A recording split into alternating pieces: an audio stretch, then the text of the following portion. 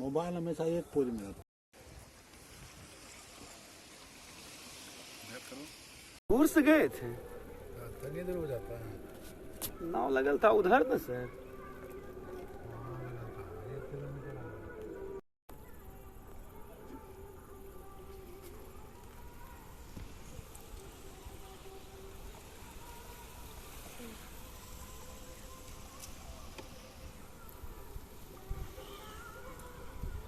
जो है ना, जब सब माथा फूके है ना, पगला है तो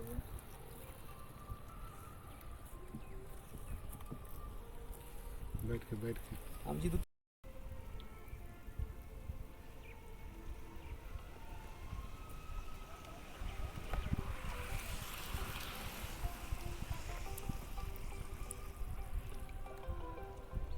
आ गए।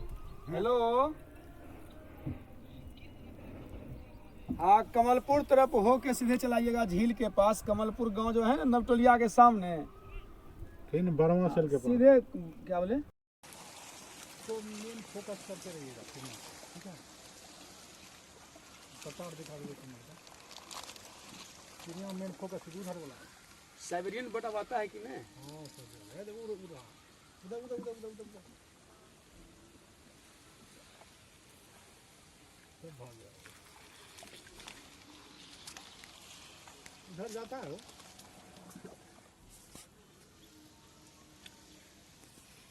अंत में आप लोगों से यही कहना चाहूंगा कि प्रकृति से प्रेम कीजिए, इससे घर में प्रेम बढ़ता है। आप देखे होंगे आदमी किसी भी दर्शनीय स्थान जाता है तो उसकी इच्छा होती है 100 परिवार एक साथ जाए। तो ये क्या है? ये घर में आपके प्रेम को बढ़ा रहा है। आज व्यक्ति परिवार से दूर हो रहा है, घर से दूर हो रहा है, समाज से दूर हो रहा है। इसका एक रीजन ये भी है कि वह प्रकृति से दूर हो रहा है।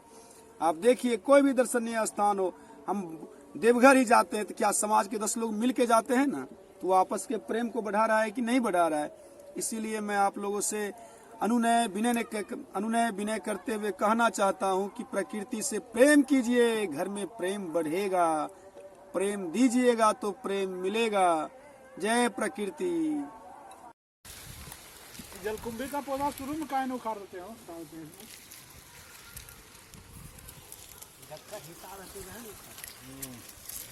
हटा देना चाहिए, बाद में तो सिर दर्द बन जाता है। जलकुंभी अभी हटा दिया जाएगा ना तो कम परेशानी है, बाद में बहुत परेशानी है।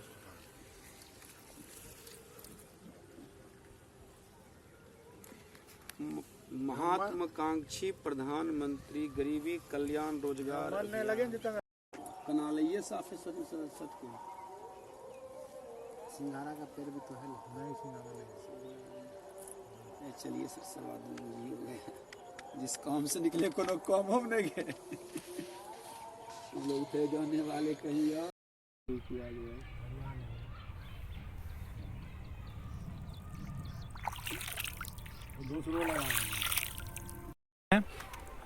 कमलपुर गांव है जहां का मैं वासी हूं, और ठीक अपोजिट में उस किनारे पर दिखाइएगा जरा सा,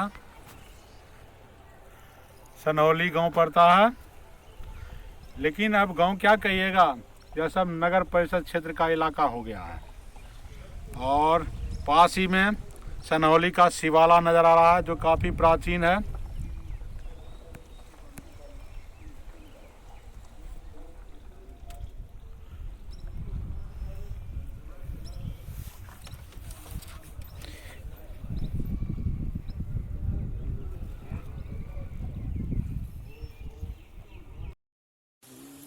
मोबाइल को हमेशा एक पोज में रखो, तो टेढ़ होते चले। वो दिन तक ठीक है ना, वो डीएम साहब दिन में आप निकाय घूम जाएगा सब घर के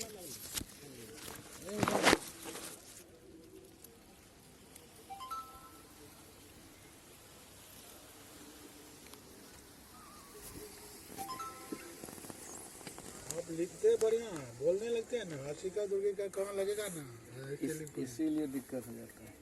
वो चिड़िया देखिए क्या मस्ती से डैन फैलाए हुए बोलने के टाइम।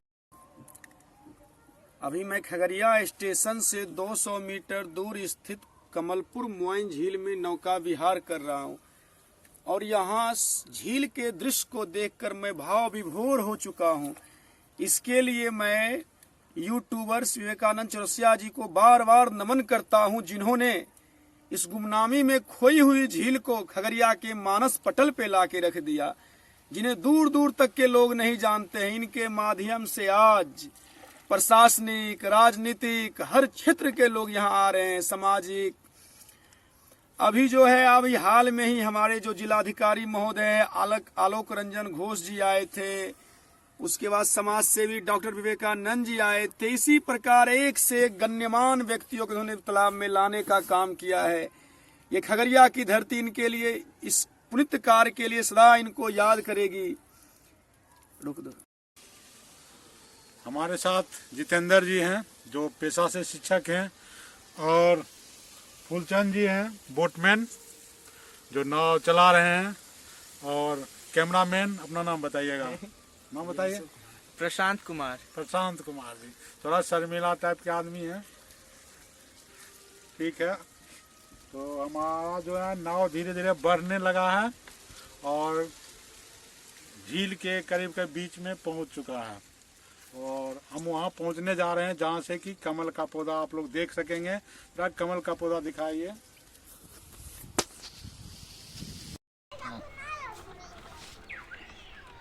अंकल यहाँ बोलिए। आया जी। अच्छा, यहाँ से लो, इधर से फोटो आएगा। यह कमलपुर खगड़िया का मोइन झील है, जिसके सौंदर्यीकरण की बात हो रही है प्रशासनिक स्तर पर और राजनीतिक स्तर पर। और इस झील का पुनरुद्धार होना अब तय हो गया है, क्योंकि डीएम साहब आकर के बहुत बड़ा आश्वासन देकर के गए हैं और इस झील के पुनरुद्धार के लिए कृत संकल्प हैं। और यह खगड़िया का एकमात्र ऐसा झील है जिसमें कि कमल का पौधा उगता है, और वह कमल का पौधा जो होता है, हमारे कमल जो है हमारे देश का राष्ट्रीय पुष्प है। कमल डाइकोटिलिडनस द्विबीजपत्री पौधा होता है।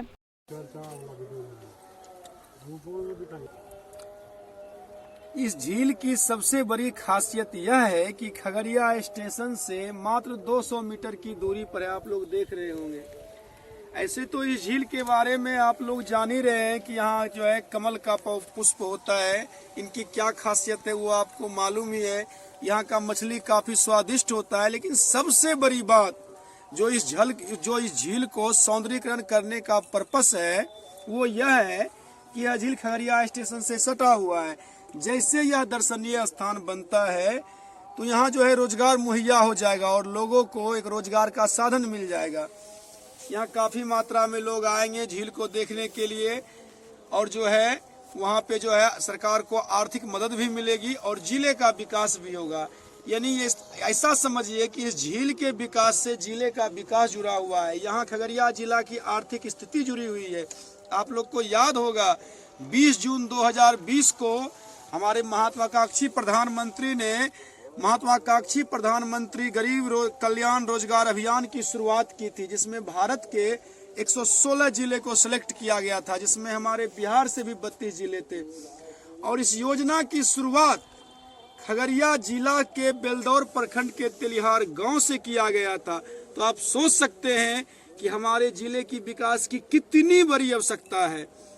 अगर हम लोग सारे खगड़िया वासी, हर टाइप के लोग, हर क्षेत्र के लोग, चाहे वो सामाजिक हो, आर्थिक हो, राजनीतिक हो, प्रशासनिक हो, व्यवसायिक हो, साहित्यिक हो, अगर हर लोग मिल के अपना इसमें योगदान दे तो खगड़िया जिला विकास की ओर उग्रमुख हो सकता है, अग्रसर हो सकता है।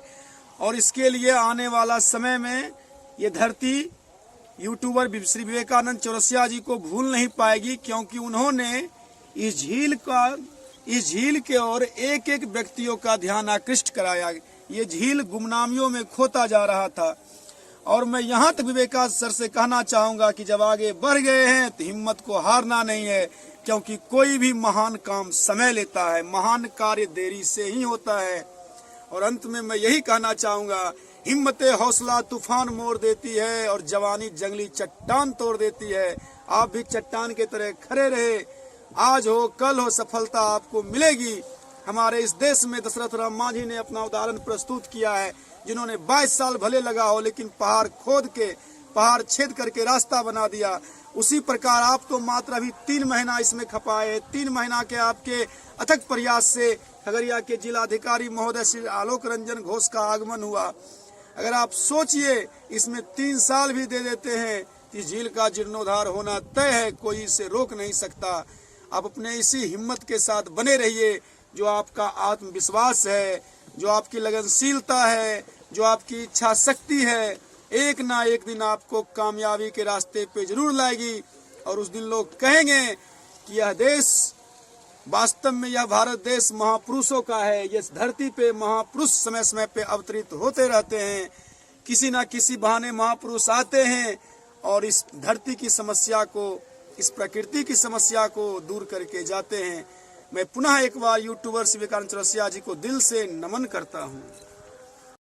इस झील के सौंदर्यीकरण के लिए विवेका सर एक दिन रात एक किए हुए हैं। आज के दौर में जब प्राकृतिक दर्शनीय स्थानों का, प्राकृतिक चीजों का विलोप हो रहा है, उस दौर में आज भी यहाँ का झील जीवंत अवस्था में है। ये बहुत बड़ी बात है। झील जो है, झील देखिए सिर्फ दर्शनीय स्थान ही नहीं होता है, झील का बहुत सारे उपयोग हैं। अगर बहुत अधिक मात्रा में बारिश होती है तो झील आपको बाढ़ से बचाता है। अगर सुखाड़ का समय है तो झील आपको सिंचाई के लिए पानी उपलब्ध कराता है। इतना ही नहीं, झील जो है प्राकृतिक सुंदरता और सौंदर्य को बढ़ावा देता है।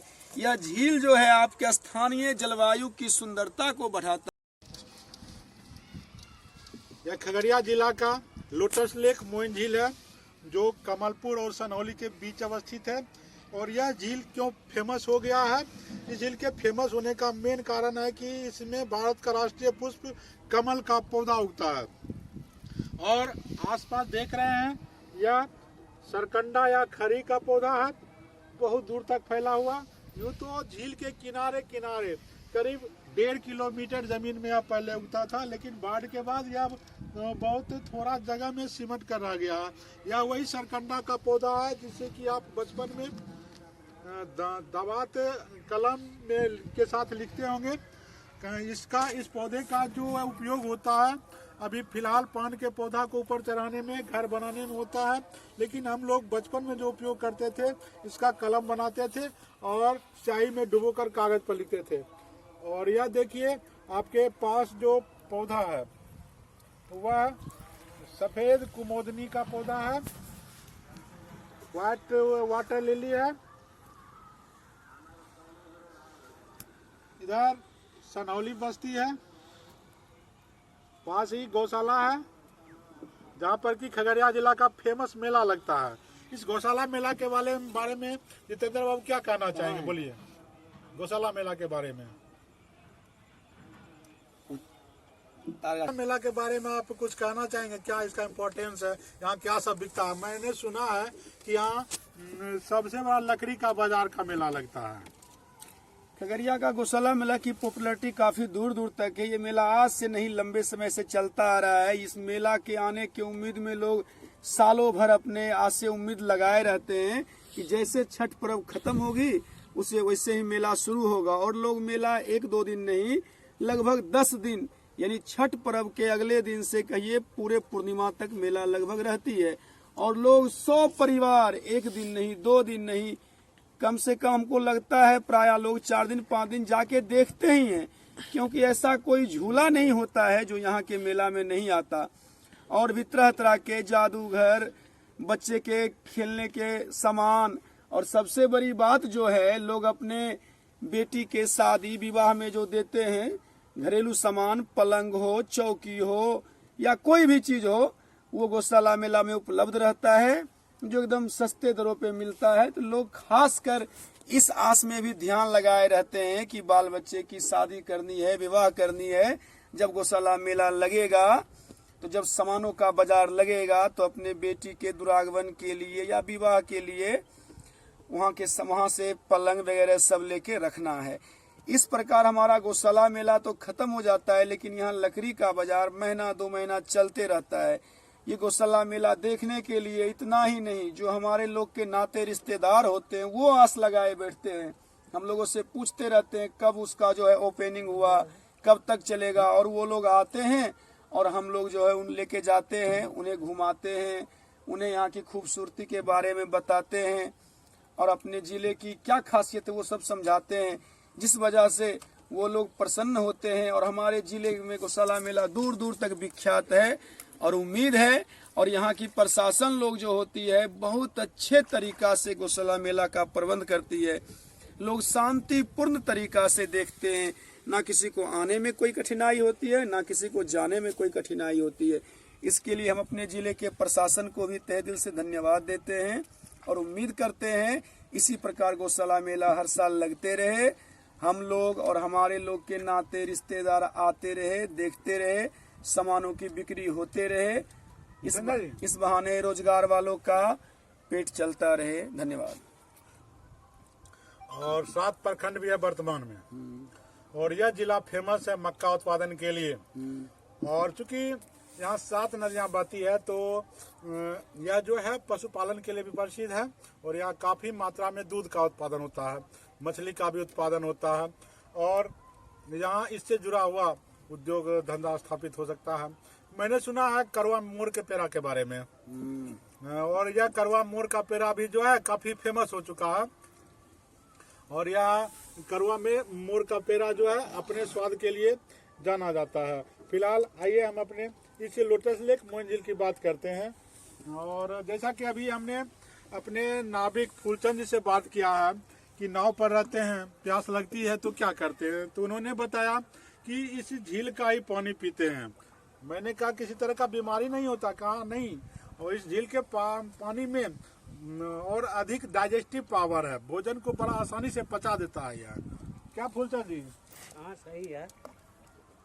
प्यास लगने पर इसी झील का पानी पीते हैं आप? हाँ इसी को पीते हैं।